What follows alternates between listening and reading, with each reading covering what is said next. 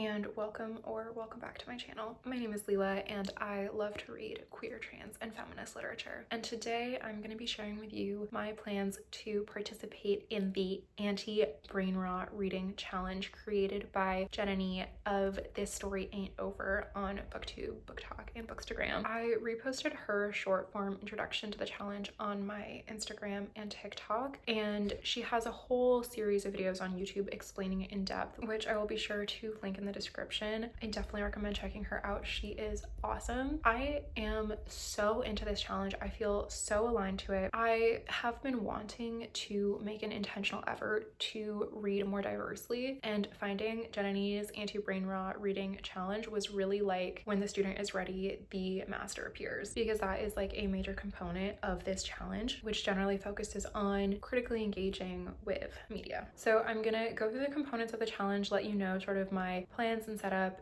and tell you my reading list for the prompts in the challenge. Okay, so the first element of the challenge is to create a critical media journal. And I love a journal. I love a new notebook. And one thing I also love is that Jananie specified to use a notebook you already have, if you have one. And that was good for me because I do have notebooks, and that kind of like prevented me from getting frozen in perfectionism about this critical media journal notebook component. So I'm using this one that I had gotten from the New School when I was there getting my MFA in creative writing. And I have been using my critical media journal to write little entries on the books that I read as I finish them. And so far I found that really fun. I have really enjoyed journaling about the books that I read like this in the past. I found that it's actually really like unlocked creative flow for me in terms of like writing honestly and without self-editing. And the kind of structure of the reading challenge is to dedicate 45 minutes per day to focusing and reading and annotating. And I kind of knew for myself that if I did like track that by calendar day, it would kind of hurt more than help my reading habit, because like if I missed a day, that might make me want to just give up entirely because like I didn't have like a perfect star on every single day. So then I started just like thinking, you know, okay, I'll just like draw a star as I find myself doing it, but I didn't keep up with that. However, I found that like I personally already have this habit. I, at this point, effortlessly read and annotate for at least 45 minutes per day. Jananie stipulates that you can add like a second 45-minute session that's like less like engaged, and I kind of already do that too. So I feel like for me, like I'll just call that good. If I find that I'm like not reading because I'm really overwhelmed, I'll like check in with that. But honestly, like reading is my coping mechanism. Like reading is like what gets me through life. If I'm overwhelmed, I'm likely to read more, to be honest. So that's great. The next element of this challenge is to set yourself a personal curriculum. And this is so fun. I have been seeing this trend on social media and been curious about it. So I love that the Antibrainrot reading challenge is giving me an opportunity to commit to a personal curriculum for myself. I've decided to set myself 2 courses for this year. One will be about my heritage. My family is Iraqi Jewish, and that is something that I really want to get more connected to. So I'm planning to research like ancient Mesopotamian mythology, the history of Iraq, and my family's personal history, as well as like maybe the Jewish Arabic dialect, which my grandparents spoke. And I've had like several books on my shelf on my TBR of like, this is for my heritage quest, but honestly then I would like not go to them because I would like tend towards more like fun books. But now that I have my personal curriculum set for me as part of my Antibrainrot reading challenge, I will like think of it as like productive towards my challenge to be reading these books as research, also for my debut novel, which will be exploring my Iraqi Jewish heritage as well as my experience being a witch in Brooklyn and Montreal. And my second course for my personal curriculum will be about my eternal interest, the historical witch trials. The next element of the Antibrainrot reading challenge is to read 1 article per month on a topic that interests you. And I really like this too, because kind of similarly to how I've been relating to my books that I've curated for my interest in like my personal heritage, or even texts that I have about the history of the witch trials, I'm interested in reading articles and Substacks and stuff like that. But honestly, when I feel that like curiosity, I honestly tend to redirect my energy to reading books because I'm like, well, if I want to read, I should be reading towards my reading goal. I'm like addicted to Goodreads and I can't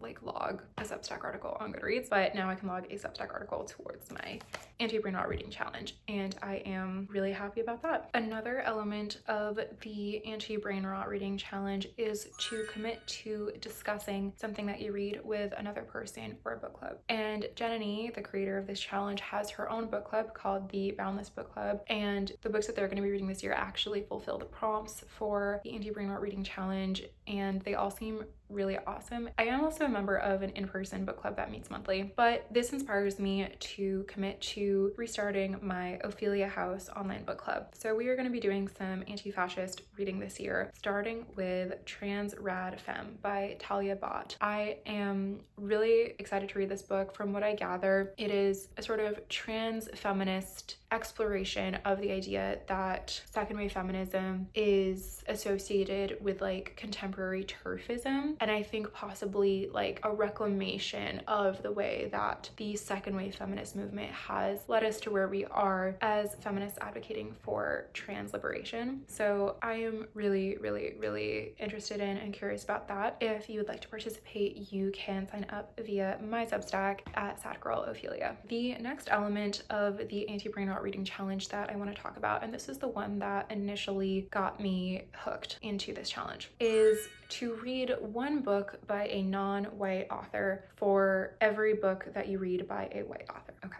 And lately I had been having this like low level feeling that's like, I want to read more books by Black authors. And this is why I'm saying when the student is ready, the master appears, because this turned out to be a major wake-up call for me, because I went through and looked at all of the books that I read last year and sort of audited how many are by white authors and how many are actually by non-white authors. And I did feel creepy, like sorting racial categories on Excel, but it was honestly so valuable to gain insight into this data, because I had this idea of myself that's like, yeah, like I read Black authors, I read Indigenous authors, and that is true. In 2025, I read 5 books by Black authors and 7 by Indigenous authors and 30 books by non-white authors generally. Like that is 30 books. That is a lot, like generally speaking. However, in contrast, in 2025, I read 144 books by white authors, just like effortlessly without thinking about it, which means that those 5 books by Black authors was 3% of my total reading, 7 by Indigenous authors, 4% of my total reading, and the 3 books that I read by SWANA authors, 2% of my total reading for that year, which is crazy because I am SWANA. So that made up 2% of my reading. Wake up call. And so far in 2026, as I'm filming this at the beginning of February, I have read 15 books total, and of that 13 were by white authors and 3 were by non-white authors. Within that, 1 Black author, 1 Indigenous. So I've got a lot of catching up to do, and I am really excited to do that catching up. I love this actually, which brings me to Jananie's prompts for curating an Antibrainrot reading challenge reading list. And she specifies that like you don't have to read like a different book for each of these categories, like one book can fulfill multiple prompts, but hard mode is to read a distinct book for each of these categories, and I'm playing in hard mode. I love this challenge. So here are the prompts. I have had so much fun building this TBR. I love filling out a list of prompts. It is truly my joy in life, and this is such an excellent list of prompts. Here are my selections. I'm so excited to share this with you. So the first prompt is to read a work of literary fiction. And for this prompt, I am going to read My Lesbian Novel by Renee Gladman, published by The Dorothy Project. I read Toph by Renee Gladman, also published by The Dorothy Project, and I loved this. It is a sort of like meta novella about writing a novella that I really related to as I was sort of finishing the as yet unpublished novella that I worked on for 6 years. I loved it, and I picked up My Lesbian Novel and I read the first sentence and I was sold. it seems like another sort of hyper literary, thrilling exploration of literature and writing and being a lesbian, so I'm there. The next prompt is to read a historical fiction novel. For this one, I'm gonna read Girls, Girls, Girls by Shoshana von Blanckensee. This is about an Orthodox Jewish lesbian in America in the 1990s. And while I do feel like it's kind of funny to read historical fiction about the 90s because that was like so recent, it legitimately is. And I saw that it was blurbed by my favorite author, Emily Austen. So I was like, okay, I'm in. And like me, Shoshana von Blanckensee is Jewish and pro-Palestine. So I'm in. The next prompt is fantasy. And for this category, I'm going to be reading Màgòdiz by Gabe Calderón. I saw this book on the shelf at Under the Umbrella bookstore in Salt Lake City last summer, and I have not stopped thinking about it since then. This was published in 2022 by Arsenal Pulp Press, which is a Canadian indie, and the author, Gabe Calderón, is Anishinaabe and Two-Spirit, and it seems like those themes really influence the story, and I am really intrigued. Apparently, the term Màgòdiz means a person who refuses allegiance to, resists, or rises in arms against the government or ruler of their country. The next prompt is horror. For this category, I am going to read Chlorine by Jade. I have been wanting to read this ever since I heard about it. It came out in 2023, and honestly, I don't know that much about it, but there's a mermaid on the cover, so I'm in. The next prompt is science fiction, and for this category, I am planning to read Moon of the Crusted Snow by waubgeshig,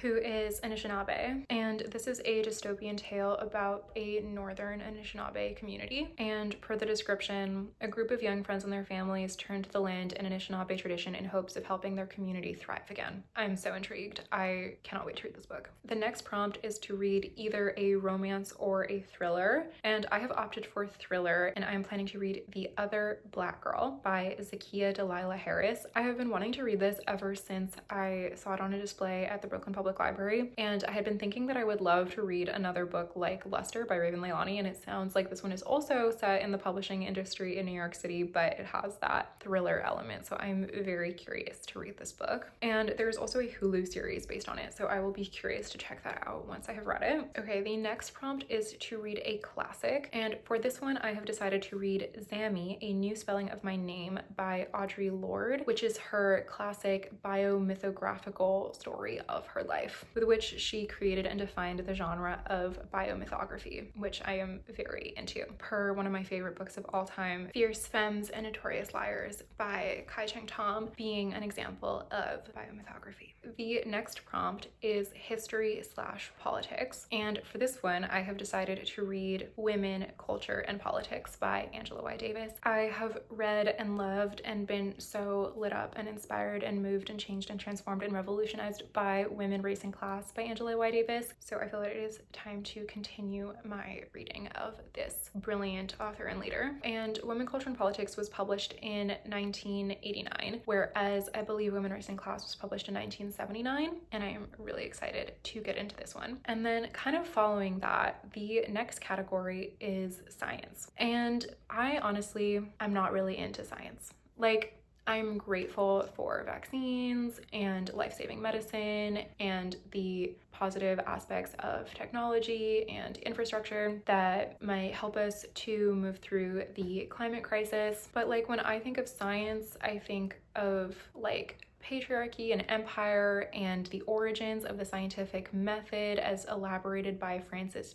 Bacon, mastering and taming and oppressing nature and women and people of color. The Age of Reason, or like the era of enlightenment, being contemporary with the historical witch trials in Europe. Like, I'm team witch, team earth, team liberation. All of that being said, my favorite science writing that I have read and loved is by the brilliant, beautiful Robin Wall Kimmerer. But I have already read and loved and adored Braiding Sweetgrass, Gathering Moss, and The Serviceberry, and I do have yet to read The Democracy Escape Species by Robin Wall Kimmerer, but I have already put this one on another reading list for myself for this year. So I was like, okay, let me challenge myself to find another author of science writing that I resonate with. I was searching like books similar to Robin Wall Kimmerer, and I like downloaded a couple of audiobooks that she blurbed, and then it came to me. I remember learning about in the organizing sustainability workshop at Sustainable Concordia, and whom my mom had told me about as well, Vandana Shiva, who is a scientist and activist known for her work in sort of anti-colonial agricultural rights and liberation and practices.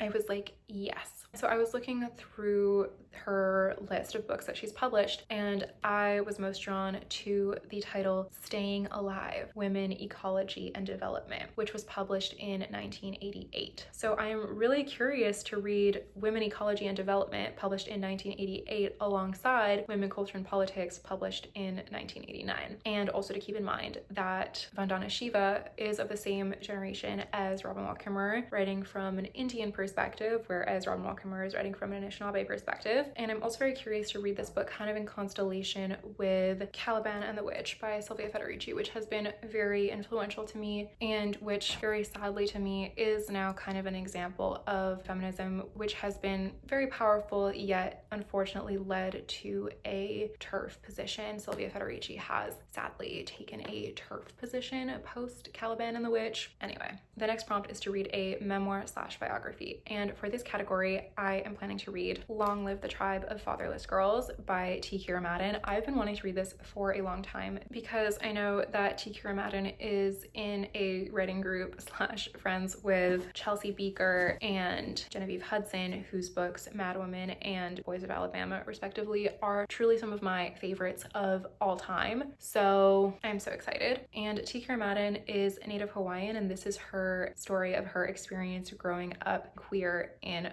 Florida. So I'm very excited to get into this. The next prompt is a play or book of poetry, and for this one I've selected a book which I think actually kind of fulfills both, which is For Colored Girls Who Have Considered Suicide / When the Rainbow Is Enough by Ntozake Shange. I heard about this in Suzanne Scanlon's memoir Committed, which I loved, and I feel like was very embedded in the sort of sad girl tradition and was absolutely engaged with like canonical white women sad girl authors, and introduced me to a list of Black women writers within that genre as well, among them Ntozake Shange, and I am really excited to read this. It is a choreo poem, which I think means a poetic play. So I'm very excited about that. The next prompt is to read a graphic novel, and I already had actually a few graphic memoirs on my TBR, but this prompt kind of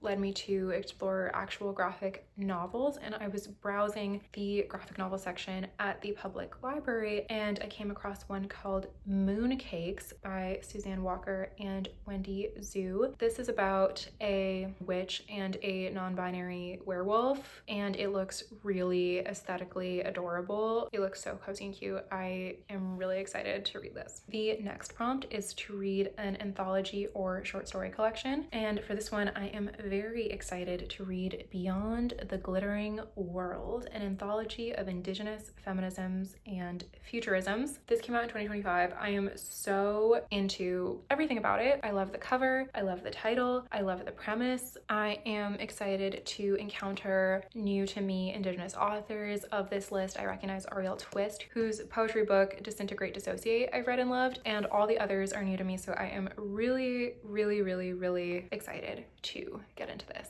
The next prompt is to read a translated book, and for this category I am planning to read Sin, which is a collection of poetry by the Iranian poet Forugh Farrokhzad, which will also kind of fit into my personal curriculum about my cultural heritage because my grandmother grew up in Iran. I had not heard of Forugh Farrokhzad until I read Liquid by Miriam Ramani, which I loved, wherein the protagonist reads Forugh Farrokhzad and buys one of her books from a bookstore in Tehran, which was like really cool. From what I gather, she was like censored for being like sexually explicit and maybe lesbian. So anyway, I cannot wait to read this translation of her poetry. I read one translation of her poem Window that like really struck and resonated with me, so I am very excited to read more from her. The next prompt is to read a book with a queer / LGBTQ plus main character. And for this one, I am going to be reading Girlfriends by Emily Zhu. This came out in 2023 from Little Puss Press, which is Casey Plett's publishing project spotlighting trans femme authors. This is a collection of short stories described as 7 light-filled prisms chronicling Gen Z queer and trans culture, attending to the intimacy of women's lives from haplessness to some kind of power. I am so excited to read this. The next prompt is to read a book with disability representation, and for this category, I am planning to read Dirty River by Leah Lakshmi, who is also the author of the book The Future is Disabled. This one was published in 2015 by Arsenal Pulp Press, and the subtitle is A Queer Femme of Color Dreaming Her Way Home. And I think it might be about her experience in Montreal. The next prompt is to read an author not from North America, and for this category, I am planning to read Lot by Shola von Reinhold, who is Nigerian British. This looks stunning, and it is published by Metonymy Press, which is based in Montreal and is also the publisher of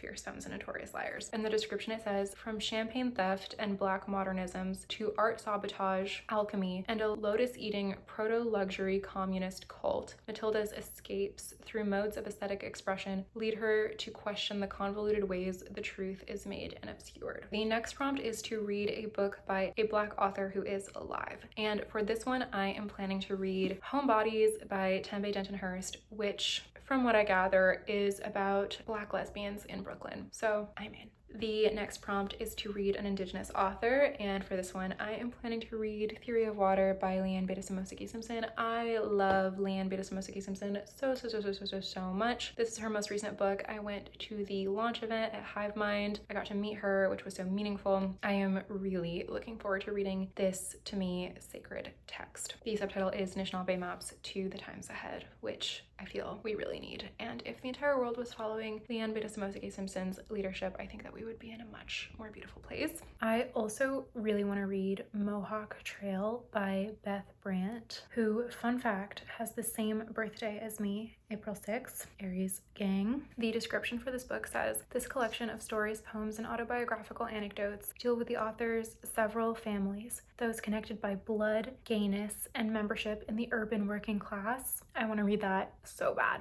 And this was published in 1985. Okay, the next prompt is to read a SWANA author. And for this one, I am planning to read Good Girl by Aria Auber, who is Afghan German. And this, from what I gather, is a queer story set in Berlin. So I'm very curious to get into that. The next prompt is to read a Latinx author. And for this category, I am planning to read In the Dream House by Carmen Maria Machado. I have personally been getting so many signs recently that it is time for me to read this. I feel that I am going to deeply love it, so I am excited to get into it. I've kind of had this thing with this book where it's like, I feel like I'm gonna love it so much that I'm actually scared to read it because like I think I'm gonna love it too much. The next prompt is to read a book by an East Asian or Southeast Asian author who is not Chinese, Japanese, or Korean. And for this category, I am planning to read Hot Girls with Balls by Benedict Nguyen, who is Vietnamese American, and it seems to me that this is going to be a very fun literary fiction novel that I am probably going to adore, so I'm very excited to read it. And finally, the last prompt is to read a South Asian author who is not Indian. And for this one, I am planning to read Goth House Experiment by S.J. Sindhu, who is Sri Lankan American. And I was browsing the queer horror section at Hive Mind, and I pulled this one off the shelf based on the title. I saw the phrase dark academia and the lesbian master doc, and it was over for me. So I am really excited to get into that. I am so excited about this entire list. I think that it is going to be so fun to read and enjoy and think critically about. Those are all my plans for the Antibrainrot reading challenge. I am so excited to be participating in this challenge this year. Thank you so much to Jananie of This Story Ain't Over for creating this challenge. I am so in. It is so important to keep our critical thinking skills active in this current political time, and I just absolutely love what Jananie is doing. Thank you so much for watching this video. Don't forget to like, comment, and subscribe if you enjoyed. I would love to know if you are participating in this challenge, or if you read any of the books that I plan to read, or or what you would include on your Antibrainrot reading list TBR. I will keep you updated as I make my way through this reading list, and I will see you in my next video. Bye.